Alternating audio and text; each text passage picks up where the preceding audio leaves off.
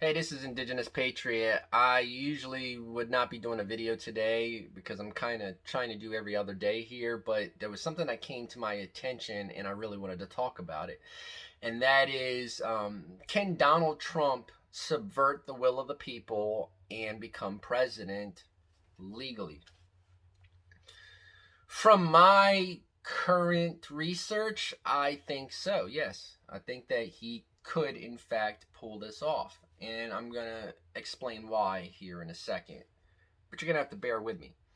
So, where are we currently? We're currently in a situation where votes in multiple states are being called into question by not just Donald Trump, but also other people in his administration and his allies. Georgia's two senators have called for the state elector secretary, who's a Republican, to step down, which, by the way, he said he's not going to do that. Do I think that they're doing all of this in order to turn over tens of thousands of votes because they think that that's the route to success? No, actually. I came across some information that causes me to think that their strategy is actually a little bit different. So, what are they doing?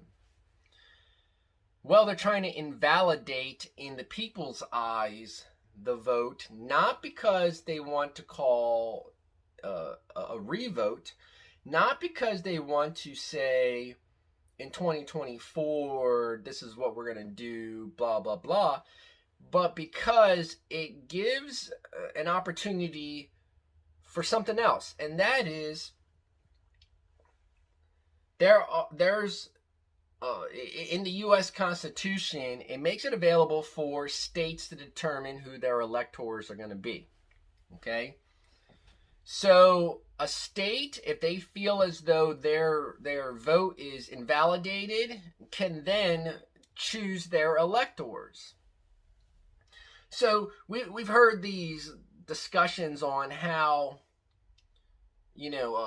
people should have voted by the November 3rd, and all of the results should have been announced on November 3rd because that's what happens. No, that's not what happens, actually. It could take days for these votes to be counted in a normal year. There are only a couple of actual hard dates that we have to worry about, notwithstanding inauguration. The first one in 2020 is December 8th. And what December 8th is the safe harbor date. And what that means is if a state has certified and gone through and pushed off any types of challenges to their vote, and they've settled any disagreements and things like that 6 days prior to the Electoral College meeting, they are within the safe harbor date. So further challenges to their vote fail. Okay. The second date that's really important is December 14th, which is when the Electoral College gets together and officially casts their votes.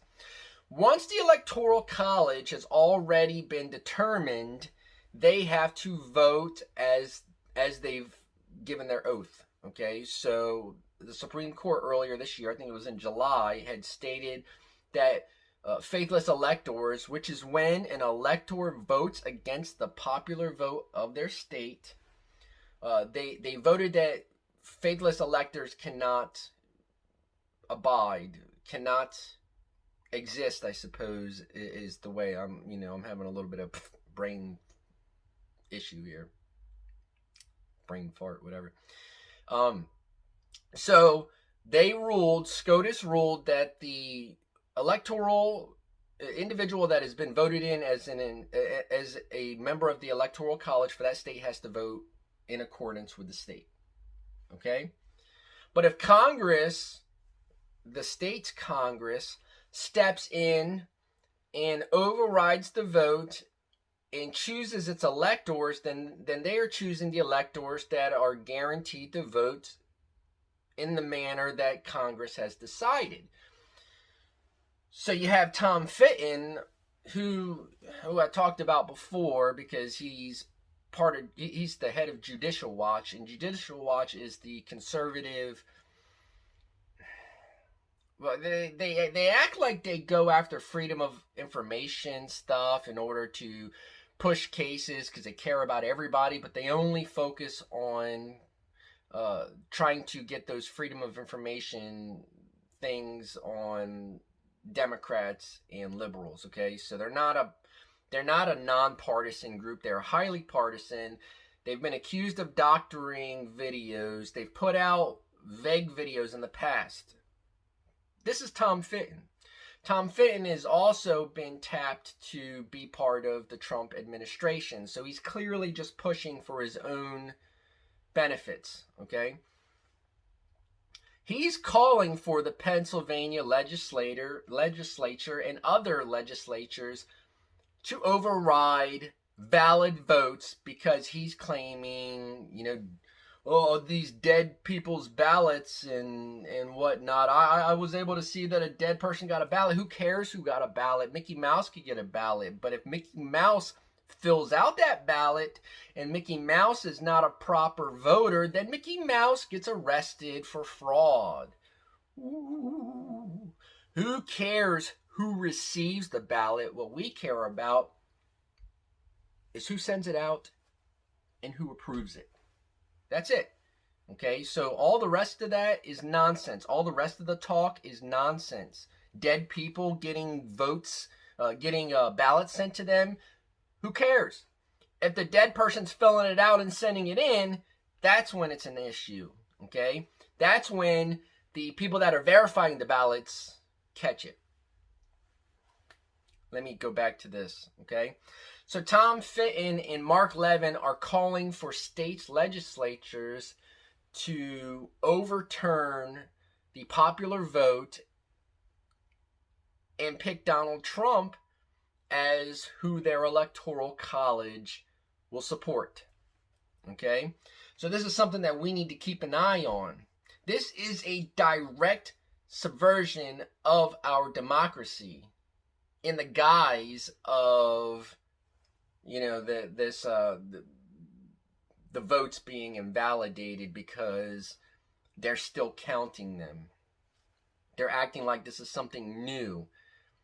There is no law that states that all votes have to be counted on November 3rd. There is no law. There is no law. There is no law that states that a president has to be appointed on November the 3rd. There is no law. Okay? The only laws are based upon the dates that I stated. The safe harbor date of December the 8th. The electoral college date of December the 14th, which is, these dates this year.